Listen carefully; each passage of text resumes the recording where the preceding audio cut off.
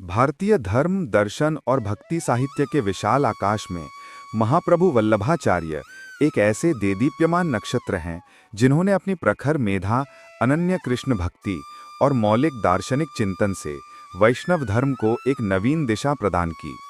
वे शुद्धाद्वैत दर्शन के प्रणेता और पुष्टिमार्ग के संस्थापक थे।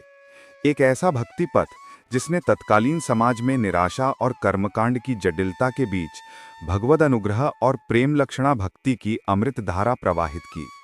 उनका जीवन और दर्शन आज भी लाखों कृष्ण भक्तों के लिए प्रेरणा का स्रोत है। प्रारंभिक जीवन एवं शिक्षा। वल्लभाचार्य का जन्म विक्रम संवत 1535 में वैशाख कृष्ण एकादशी को वर्तमान छत्तीसगढ़ के रायपुर के निकट चंपारण्य नामक स्थान पर हुआ था। उनके पूर्वज आंध्र प्रदेश के कांकरवाड़ ग्राम के तैलंग ब्राह्मण थे और भारद्वाज गोत्र से संबंधित थे। उनके पिता का नाम लक्ष्मण भट्ट और माता का नाम इल्लम्मा गारू था। किंवदंती है कि उनके माता पिता तीर्थ यात्रा पर थे जब चंपारण्य के घने जंगल में वल्लभाचार्य का जन्म हुआ। ऐसी चमत्कारी परिस्थितियों में जन्मे बालक की अलौकिकता के संकेत बचपन से ही मिलने लगे थे। बालक वल्लभ की प्रारंभिक शिक्षा उनके पिता लक्ष्मण भट्ट के सानिध्य में काशी में हुई। वे असाधारण प्रतिभा के धनी थे। मात्र 11 वर्ष की अल्पायु में ही उन्होंने वेद, वेदांग, उपनिषद, दर्शन, पुराण और स्मृति जैसे गूढ़ ग्रंथों का गहन अध्ययन पूर्ण कर लिया था। उनकी कुशाग्र बुद्धि और स्मरण शक्ति को देखकर बड़े बड़े विद्वान भी चकित रह जाते थे। उन्होंने अपनी शिक्षा के दौरान आदि शंकराचार्य, रामानुजाचार्य, मध्वाचार्य और निम्बार्काचार्य के दार्शनिक मतों का भी गहन विश्लेषण किया, जिसने उनके स्वयं के दार्शनिक चिंतन की नींव रखी। भारत भ्रमण एवं शास्त्रार्थ। अपनी शिक्षा पूर्ण करने के पश्चात वल्लभाचार्य ने सत्य की खोज और अपने विचारों के प्रचार प्रसार के लिए भारत की 3 विस्तृत परिक्रमाएं की। इन यात्राओं के दौरान उन्होंने देश के विभिन्न भागों में जाकर तत्कालीन विद्वानों, दार्शनिकों और संतों से शास्त्रार्थ किया। उनकी यात्रा का मुख्य उद्देश्य विभिन्न दार्शनिक मतों का खंडन कर अपने शुद्धाद्वैत ब्रह्मवाद की स्थापना करना था। उनकी सबसे महत्वपूर्ण विजय विजयनगर के सम्राट कृष्णदेव राय की राजसभा में हुई। वहां उन्होंने कई दिनों तक शैव और मायावादी विद्वानों से शास्त्रार्थ कर उन्हें पराजित कर अपने शुद्धाद्वैत मत की श्रेष्ठता सिद्ध की। उनकी विद्वता से प्रभावित होकर सम्राट कृष्णदेव राय ने उन्हें आचार्य और जगतगुरु की उपाधि से विभूषित कर उनका कनकाभिषेक किया। इस घटना ने पूरे भारत में उनकी कीर्ति पताका फहरा दी। अपनी यात्राओं के दौरान उन्होंने विभिन्न स्थानों पर अपनी बैठकें स्थापित की, जो आज भी पुष्टिमार्गीय वैष्णवों के लिए पवित्र तीर्थस्थल हैं। दार्शनिक चिंतन। शुद्धाद्वैत ब्रह्मवाद। वल्लभाचार्य का दार्शनिक मत शुद्धाद्वैत या अविकृत परिणामवाद कहलाता है। ये आदि शंकराचार्य के अद्वैतवाद से भिन्न है। शंकराचार्य जहां ब्रह्म को सत्य और जगत को मिथ्या मानते हैं, वहीं वल्लभाचार्य ब्रह्म और जगत दोनों को सत्य मानते हैं। उनके अनुसार ये जगत ब्रह्म का ही कार्य है और ब्रह्म से भिन्न नहीं है। ब्रह्म अपनी इच्छा से इस जगत के रूप में परिणत होता है, किंतु इस परिणाम से उसके शुद्ध स्वरूप में कोई विकृति नहीं आती, इसीलिए ये अविकृत परिणामवाद कहलाता है। उनके दर्शन में परब्रह्म श्री कृष्ण ही हैं, जो सच्चिदानंद स्वरूप, सर्वगुण संपन्न और सर्वशक्तिमान हैं। जीव और जगत दोनों ही ब्रह्म के अंश हैं। जीव अविद्या के कारण अपने वास्तविक स्वरूप को भूलकर सांसारिक बंधनों में फंस जाता है। इस बंधन से मुक्ति का मार्ग केवल भक्ति है, ज्ञान या कर्म नहीं। पुष्टिमार्ग की स्थापना। अपने दार्शनिक सिद्धांतों को व्यावहारिक रूप प्रदान करने के लिए वल्लभाचार्य ने पुष्टिमार्ग नामक भक्ति संप्रदाय की स्थापना की। पोषणम तदनुग्रहः। इस भागवत के वाक्य को आधार बनाकर उन्होंने इस मार्ग का प्रवर्तन किया। पुष्टिमार्ग का मूल सिद्धांत यह है कि जीव केवल भगवत कृपा या अनुग्रह से ही मोक्ष प्राप्त कर सकता है। इसमें भक्त को किसी भी प्रकार के लौकिक साधन या कर्मकांड पर निर्भर रहने की आवश्यकता नहीं है, बल्कि सर्वस्व भाव से श्री कृष्ण की शरण में जाना ही एकमात्र कर्तव्य है।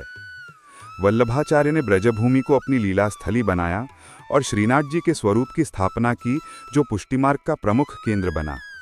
उन्होंने सेवा को भक्ति का मुख्य अंग माना। ये सेवा 3 प्रकार की है: तनुजा, वित्तजा और मानसी। इनमें मानसी सेवा को सर्वश्रेष्ठ माना जाता है, जिसमें भक्त निरंतर अपने आराध्य श्री कृष्ण के स्वरूप का चिंतन करता है। पुष्टि मार्ग ने कृष्ण की बाल लीलाओं और माधुर्य भक्ति को विशेष महत्व दिया, जिसने जनमानस को सहज ही अपनी ओर आकर्षित किया। प्रमुख साहित्यिक कृतियां। महाप्रभु वल्लभाचार्य केवल एक महान दार्शनिक और धर्म सुधारक ही नहीं, बल्कि एक उच्च कोटि के विद्वान और लेखक भी थे। उन्होंने संस्कृत और ब्रजभाषा में अनेक महत्वपूर्ण ग्रंथों की रचना की, जो उनके दार्शनिक विचारों और भक्ति सिद्धांतों को प्रकट करते हैं। उनके प्रमुख ग्रंथ निम्नलिखित हैं। अणुभाष्य, ये ब्रह्मसूत्र पर लिखा गया उनका भाष्य है, जिसमें उन्होंने अपने शुद्धाद्वैत दर्शन का विस्तृत विवेचन किया है। तत्वार्थ दीप निबंध, इस ग्रंथ में उन्होंने अपने दार्शनिक सिद्धांतों का सार प्रस्तुत किया है। सुबोधिनी टीका, ये श्रीमद् भागवत महापुराण पर उनकी विस्तृत और भावपूर्ण टीका है, जिसे पुष्टि मार्ग में अत्यंत आदर प्राप्त है। षोडश ग्रंथ, ये 16 छोटे छोटे प्रकरण ग्रंथों का संग्रह है, जिसमें पुष्टिमार्गीय भक्ति के सिद्धांतों और आचरण का निरूपण किया गया है। इनमें यमुनाष्टक, बालबोध, सिद्धांत मुक्तावली, पुष्टि प्रवाह मर्यादा भेद आदि प्रमुख हैं।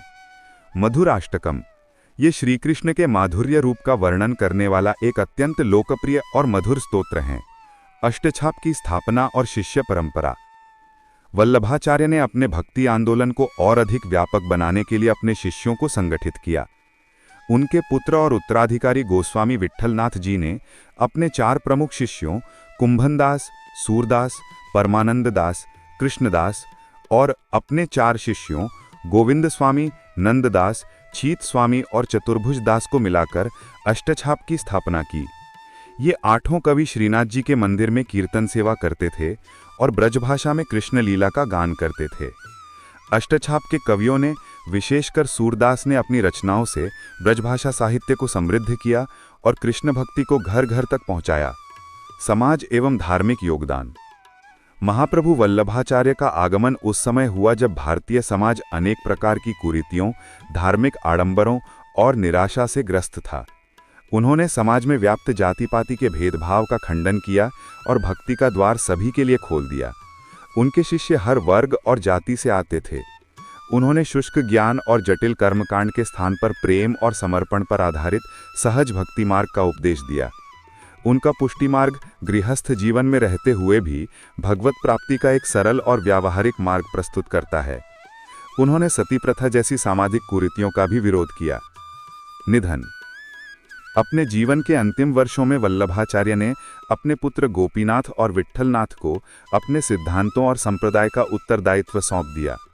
विक्रम संवत 1527-1531 ईस्वी में आषाढ़ शुक्ल द्वितीया को काशी के हनुमान घाट पर उन्होंने गंगा की धारा में प्रविष्ट होकर अलौकिक रूप से इस नश्वर संसार से प्रयाण किया। यदि आपको जीवनी पसंद आई है तो लाइक करें, कमेंट करें, सब्सक्राइब करें। मिलते हैं एक नई कहानी के साथ। तब तक के लिए राधे राधे, जय श्री कृष्ण।